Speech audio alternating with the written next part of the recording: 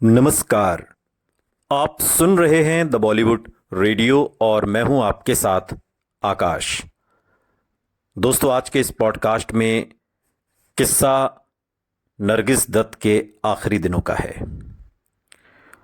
अगर संजय दत्त को इस बात का जरा भी पता होता कि उनकी मां के लिए कितने कठिन दिन आने वाले थे तो शायद उन्होंने कुछ अलग तरह से बर्ताव किया होता। नरगिस को हमेशा थकान महसूस होती रहती थी और उनका वजन भी धीरे धीरे कम होता जा रहा था। पहले संजय दत्त और उनकी फैमिली को ऐसा लगा कि काम का बोझ बहुत अधिक होने के कारण और सांसद होने के कारण उनको दिल्ली बार बार जाने की वजह से ऐसा हो रहा था। लेकिन डॉक्टर्स के यहाँ कुछ बार जाने के बाद ये पता चला कि नरगिस को डायबिटीज हो गई है।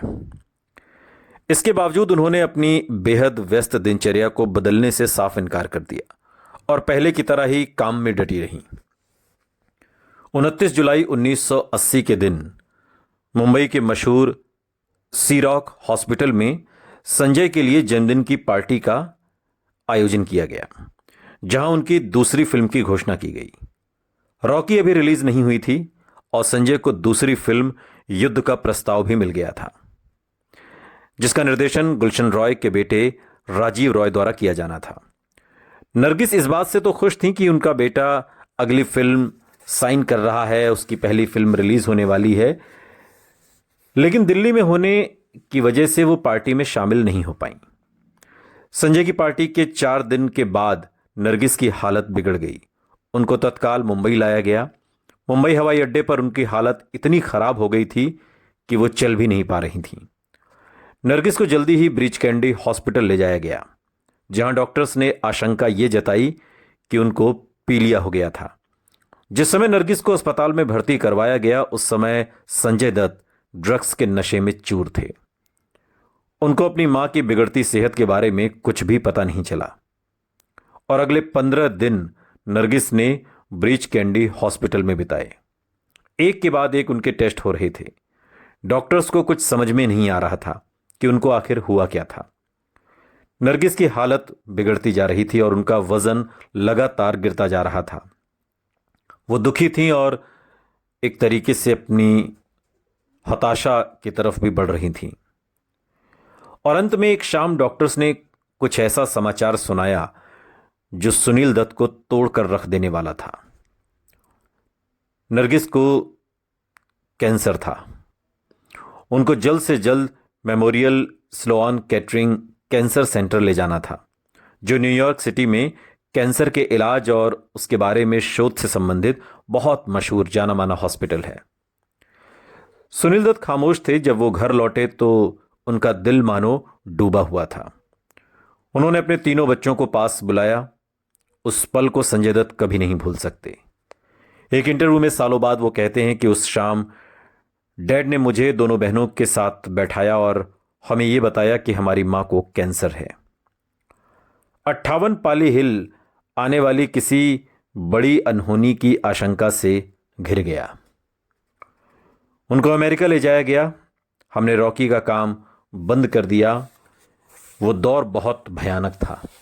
बाद के दिनों में एक इंटरव्यू में संजय दत्त याद करते हुए कहते हैं, 21 अगस्त साल 1980 के दिन सुनील दत्त नरगिस के साथ न्यूयॉर्क चले गए। तीनों बच्चे मुंबई में ही रह गए। 3 दिनों के बाद नरगिस को स्लोआन कैटरिंग में दाखिल कराया गया। डॉक्टर्स ने उनकी अच्छी तरह से जांच की और हमें यह बताया कि हम उनको सही समय पर लेकर आए थे। उनको ठीक किया जा सकता है। संजय दत्त ने कहा कि पूरे परिवार को ऐसी उम्मीद थी कि नरगिस कुछ हफ्ते में घर वापस आ जाएंगी, लेकिन उम्मीद बेकार साबित हुई। उनके शरीर में पित्त वाहिनी में एक ट्यूमर नुमा एक बाधा थी, जिसको निकालना जरूरी था ताकि उनके शरीर में जमा जहरीला जो लिक्विड है उसे निकाला जा सके। लेकिन कुछ दिन के बाद डॉक्टर्स ने उनके शरीर से जहरीला द्रव्य निकालने का प्रयास किया। जब कुछ हफ्ते इलाज चला तो थके हुए और अकेले पड़ गए पिता ने अपनी बेटियों को फोन किया और न्यूयॉर्क आने के लिए कहा। संजय से कहा गया कि वो मुंबई में ही रहें और अपने काम के ऊपर ध्यान दें। नम्रता और प्रिया 5 सितंबर को न्यूयॉर्क पहुंची। जब उन्होंने पहली बार अपनी मां को देखा, इलाज के कारण उनका चेहरा बिल्कुल काला पड़ चुका था और वो इतनी कमजोर लग रही थीं कि उनकी आंखें बाहर की तरफ निकली हुई थीं। मां को देखते ही दोनों बेटियां फफक फफक कर रोने लगीं। ये वो नरगिस नहीं थीं जो उनकी याद थीं। 15 सितंबर के दिन नरगिस का ऑपरेशन हुआ। इलाज उससे लंबा खींच रहा था जितना दत्त परिवार ने सोचा था, और इसलिए लड़कियों को वापस भेज दिया गया ताकि उनकी पढ़ाई में बाधा ना आए। पहले ऑपरेशन के तुरंत बाद दूसरे ऑपरेशन के दौरान नुकसानदेह घाव को सफलतापूर्वक निकाल लिया गया, लेकिन उसके बाद नरगिस के शरीर से बहुत अधिक खून निकलने लगा, जिसकी वजह से उनको वापस ऑपरेशन थिएटर में ले जाया गया और उनकी हालत अब बहुत ज्यादा नाजुक थी। Nargis Dutt fighting for life Sunil Dutt shatters. Nargis Dutt जिंदगी की लड़ाई लड़ रही थीं और सुनील दत्त टूट चुके थे। फिल्म साप्ताहिक स्क्रीन इंडिया में उन दिनों ये सुर्खी छपी थी। हम आतंकित थे, संजय दत्त ने बात के दिनों में याद करते हुए कहा। हमें ये विश्वास ही नहीं हो रहा था कि हमारे साथ ये सब कुछ हो रहा है। वो पागल कर देने वाला एक बुरा सपना था, कुछ इस तरह का जो उपन्यासों में या फिल्मों में किसी और को हो जाता है। जब डैड ने डॉक्टरों को मां का ऑपरेशन करने की अनुमति देने वाले कागजात पर दस्तखत किए, तो मैं इस बात से डर गया कि इसका मतलब यह भी हो सकता है कि डैड ने उनकी मृत्यु के कागज पर दस्तखत किए। सब कुछ बहुत भयानक था। सालों बाद एक इंटरव्यू के दौरान संजय दत्त उस दौर को याद करते हुए भावुक हो जाते हैं। नरगिस का आंतरिक रक्तस्राव तेज हो रहा था, लगातार ब्लीडिंग, तो डॉक्टर्स को उसे रोकने के लिए उनका ऑपरेशन खोलना पड़ा, लेकिन उनका शरीर यह सहन नहीं कर पाया और नरगिस बेहोश हो गई। डॉक्टरों ने और अधिक ऑपरेशन की सलाह दी, लेकिन उनको इस बात का डर था कि कहीं ऑपरेशन टेबल पर ही नरगिस की मौत ना हो जाए। सुनील दत्त असहाय महसूस कर रहे थे। वो अकेले थे और ये नहीं चाहते थे कि सारे फैसले वो अकेले ही लें। उन्होंने अपने तीनों बच्चों को तत्काल अमेरिका आने के लिए कहा। इस बात को जानते हुए कि उनकी मां की हालत कितनी नाजुक थी, संजय दत्त ने कुछ दिनों के लिए अपने ड्रग्स की आदत को छोड़ने की कोशिश की, लेकिन छोड़ने के कारण उनकी हालत बहुत दर्दनाक हो जाती थी, जिसको सह पाना मुश्किल हो जाता था। इसलिए जब दत्त परिवार उस नारकीय पीड़ा के दौर से गुजर रहा था, संजय तब मादक द्रव्यों का सेवन कर रहे थे। ड्रग्स ने उनको पूरी तरह से अपने वश में कर लिया था, जिसके कारण वो लापरवाहियां करते थे। जब उनको अपनी बहनों के साथ अमेरिका जाना था, तब वो ये सोच रहे थे कि वहां किस तरह से ड्रग्स हासिल करेंगे। वो ड्रग्स न मिलने पर होने वाली दर्दनाक स्थिति में पड़ना नहीं चाहते थे। उसके बाद संजय ने जो किया उसको याद करके संजय आज भी कांप उठते हैं। वो कहते हैं कि जब मैं इसके बारे में सोचता हूं तो मुझे इस पर यकीन नहीं होता। मैंने करीब 30 ग्राम हेरोइन अपने जूते में रख ली और मेरी बहनें मेरे साथ थीं। एक टीवी इंटरव्यू में उन्होंने याद करते हुए ये तमाम बातें कहीं। संजय को ठीक से ये याद नहीं है कि वो सुरक्षा जांच से किस तरीके से पार हुए। कहा जाए तो एक तरह से वो ड्रग्स स्मगल करके अमेरिका ले गए थे। अगर वो पकड़े जाते तो उस संकट के दौर में दत्त परिवार के लिए और भी ज्यादा असहनीय पीड़ा होती। तीनों भाई बहन सीधे हॉस्पिटल गए। नरगिस जीवन रक्षक संयंत्रों पर थीं और बहुत सी नलियां और मशीन उनके शरीर से जुड़े हुए थे, और अपनी मां की हालत को देखकर संजय बिल्कुल सन्न रह गए, अवाक। वो कुछ नहीं कह सके, उनकी आंखों में आंसू आ गए। हमारे पास करने के लिए एक ही काम रह गया था और वो था दुआ, एक इंटरव्यू में संजय दत्त बताते हैं। हम लोगों ने न्यूयॉर्क सिटी में गुरुद्वारा, मंदिर, मस्जिद ढूंढे। सभी डॉक्टर हमारे ऊपर हंसते थे।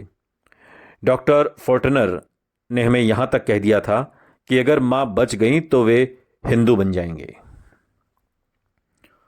सुनील दत्त लगातार प्रार्थना किए जा रहे थे। वे प्रार्थना करते हुए अस्पताल की परिक्रमा किया करते थे। हर सुबह सुनील दत्त और बच्चे इस उम्मीद में अपने किराए के अपार्टमेंट से अस्पताल जाते थे कि कहीं कोई अच्छी खबर मिल जाए। लेकिन नरगिस बेहोशी से बाहर नहीं आई। दत्त परिवार कुछ भी नहीं कर सकता था। अस्पताल में दिन बीते जा रहे थे। उनमें से अगर कोई साहस दिखाकर दूसरों को दिलासा देने की कोशिश करता तो एक के आंसू निकल आते और सभी रोने लगते थे। हम सब रो रहे थे। डैड पागल हो गए थे। उस पल में दुनिया में कुछ भी और नहीं चाहता था। कोई पैसा नहीं, कोई फिल्म नहीं, कोई स्टारडम नहीं, न बंदूक न दोस्त। मैं बस अपनी मां को चाहता था। मैं वहां बैठकर उनको जाते हुए किस तरह देख सकता था। मैं बहुत असहाय था। मुझे ऐसा महसूस हो रहा था कि मानो मैं नपुंसक हो गया हूं। ये बातें संजय दत्त ने सालों बाद एक इंटरव्यू में कही थी। वो पीड़ा असहनीय थी और संजय दत्त ने ड्रग्स को अपनी दुनिया में जाकर राहत पाने की कोशिश की। मैं न्यूयॉर्क के अपार्टमेंट में हेरोइन को अपने बिस्तर के नीचे छिपा कर रखता था और एक दिन मुझे वो नहीं मिला। मुझे पता चला कि वो डैड के पास था और मेरे अंदर इतना साहस आया कि मैं उनके पास गया और बोला, मुझे मेरे ड्रग्स वापस दे दीजिए। संजय के इस बर्ताव से सुनील दत्त अंदर तक हिल गए। वो संजय पर गुस्सा हुए मगर संजय कुछ भी सुनने को तैयार नहीं थे। संजय ने बाद में बहुत अफसोस के साथ इस बात को याद किया कि उनके नशे का आदी होने के कारण उन्हें मां को खून भी नहीं देने दिया गया।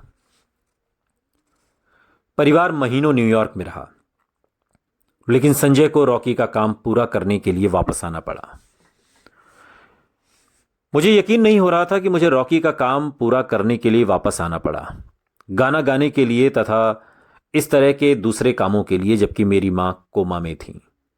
लेकिन काम को तो चलते रहना ही होता है।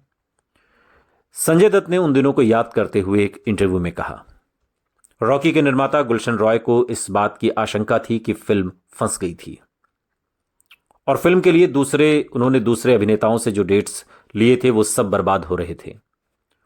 सुनील दत्त को अपने फिल्मकार दोस्त राज खोसला से यह कहना पड़ा कि वो फिल्म का निर्देशन संभाल लें। धीरज के साथ उन्होंने राज खोसला को फोन पर सभी सीन एक एक शॉट करके समझाए और उनसे यह आग्रह किया कि जहां उन्होंने इस फिल्म को छोड़ा था वो वहां से आगे फिल्म को संभाल लें। महीने गुजर रहे थे। नरगिस का कुल मिलाकर 7 बार ऑपरेशन हुआ। डॉक्टर परिवार वालों से अक्सर कहते थे कि उनको शांति से जाने दें, लेकिन सुनील दत्त और बच्चे नरगिस को छोड़ने के लिए तैयार नहीं थे। और फिर एक चमत्कार हुआ। सुनील दत्त प्यार से घंटों नरगिस का हाथ थामे रहते थे। एक दिन सुनील दत्त को ऐसा महसूस हुआ कि नरगिस उनके हाथ को दबा रही थीं। बेहोश होने के करीब 3 महीने बाद नरगिस ने अपनी आंखें खोली। अस्पताल में सभी लोग उनको स्लोन कैटरिंग की चमत्कारी महिला बुलाने लगे। जब वो बेहोशी से बाहर आई तो उन्होंने जो बात सबसे पहले पूछी थी, संजू कहां है? सुनील दत्त ने बहाना बनाया और संजय दत्त को फोन करके कहा कि वो मुंबई से पहली फ्लाइट ले लें। संजय जब पहुंचे तो सुनील दत्त ने नरगिस से कहा, उनके लिए एक सरप्राइज है। उनकी आंखें बंद थीं और मैंने अंदर घुसते हुए मां कहा। संजय इस बात को याद करते हुए आज भी रो पड़ते हैं। उनके चेहरे का रंग एकदम बदल गया। वो इतनी खुश हो गई कि वो मुझे पकड़कर रो रही थीं। उनके हाथ कांप रहे थे। वो बस घर वापस आना चाहती थीं।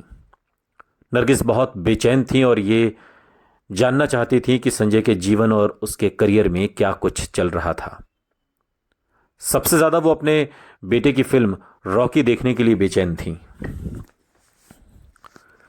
नरगिस जिन महीनों के दौरान बेहोशी में रहीं, सुनील दत्त को उनकी जोशीली आवाज की याद आती थी। उनकी आवाज ही उनको लड़ने के लिए साहस देती थी, शक्ति देती थी। यह सोचकर सुनील दत्त के रोंगटे खड़े हो जाते थे कि एक दिन ऐसा हो सकता था कि वो उनकी आवाज बिल्कुल न सुन पाए। इसलिए जब नरगिस को दोबारा होश आया तो उन्होंने ये तय किया कि नरगिस की आवाज और उनके साथ अपनी कुछ बातचीत को रिकॉर्ड कर लिया जाए। वो रोज घंटों बातें करते थे, कई बार पुराने दिनों को याद करते हुए, कई बार अपने बच्चों के भविष्य के बारे में। इन बातचीत के टेप्स में नरगिस की आवाज कई बार थकान के मारे कांपने लगती है, कई बार उम्मीद से भरी लगती है, लेकिन अक्सर उदासी में डूबी हुई। सुनील दत्त ने ऐसी ही एक मार्मिक बातचीत को याद किया जिसमें सुनील दत्त कहते हैं, मुझे याद है कि सर्दी का मौसम था, बाहर बर्फ पड़ रही थी, वो कुछ सोच में पड़ी हुई थी। नरगिस कहती हैं, जब इंसान बीमार होता है तो बुरे बुरे ख्यालात ज्यादा आते हैं। सुनील दत्त कहते हैं, लेकिन मैं तो हूं आपके पास। नरगिस कहती है, मुझे नहीं पता मैं ऐसा क्यों नहीं सोचती। सुनील दत्त पूछते हैं, क्या? नरगिस कहती है कि मैं जल्दी से अच्छी हो जाऊं। मैंने अपने बच्चों की खुशी देखी, कितने अरमान थे, अंजू यानी नम्रता की शादी होगी और मैं भी वैसे ही करूंगी जैसे हर मां करती है। नरगिस बहुत बेचैन थी अपने बच्चों की शादी और उनको घर बसते देखने के लिए। कम से कम एक बार वापस अपने घर चली जाएं, शायद ऊपर कोई उनकी दुआओं को सुन रहा था।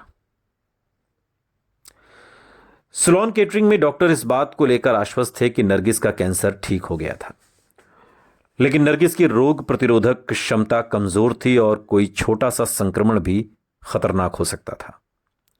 उनको हॉस्पिटल से निकालकर दत्त परिवार के किराए के अपार्टमेंट में ले जाया गया।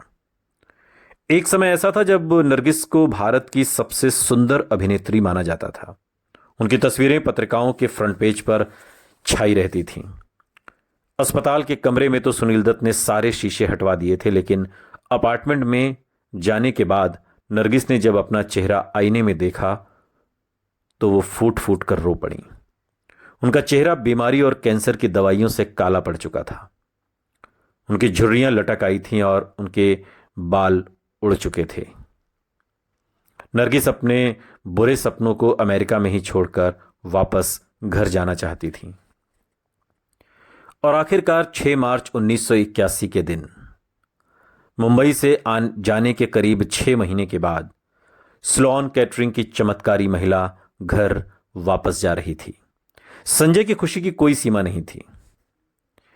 मैं पूरी दुनिया को उनके कदमों में बिछा दूंगा। मैं अब उनको कभी परेशान नहीं करूंगा। मैं इस बात का ध्यान रखूंगा कि मेरी बहनों की शादी जल्दी हो जाए। हम रॉकी के लिए खूब भव्य प्रीमियर का आयोजन करेंगे। मैं उनको अब फिर से खोना नहीं चाहता। ये तमाम बातें संजय दत्त ने एक इंटरव्यू के दौरान कही। संजय ने अपने आंसुओं से लड़ते हुए भगवान का शुक्र है कि परीक्षा की घड़ी पूरी हुई। लेकिन क्या ये परीक्षा की घड़ी थी या नरगिस दत्त का अंत निकट आ रहा था? सुनते रहिए द बॉलीवुड रेडियो, सुनता है सारा इंडिया।